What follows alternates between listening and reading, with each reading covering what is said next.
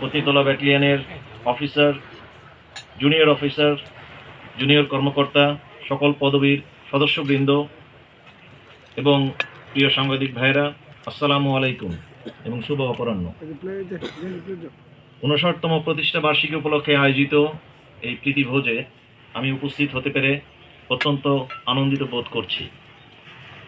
আপনারা অলরেডি শুনেছেন, আজ থেকে প্রায় 59 বছর পূর্বে আজকে এই 1967 সালের 8ই জানুয়ারি চট্টগ্রামের ডবল মোরিং এর তৎকালীন ইপিআর এর 14তম উইং হিসেবে এই ইউনিটের প্রতিষ্ঠা লাভ করে।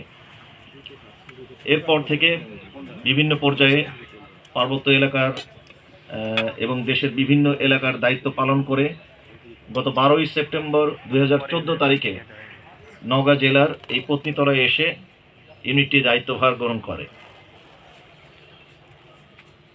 পত্নীতলা ব্যাটালিয়ন সবসময় অত্যন্ত সততা ও নিষ্ঠার সাথে অর্পিত সকল দায়িত্ব সফলতার সাথে পরিচালনা করে আসছে।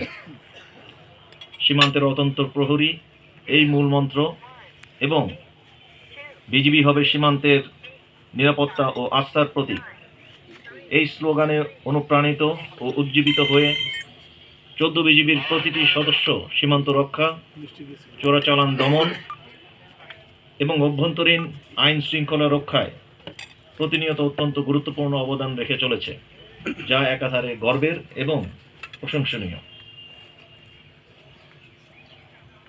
প্রতিষ্ঠাবার্ষিকীর এই শুভক্ষণে আমি পরম করুণাময় আল্লাহর কাছে পত্নীতলা ব্যাটালিয়নের উত্তরোত্তর সমৃদ্ধি ও মঙ্গল কামনা করছি।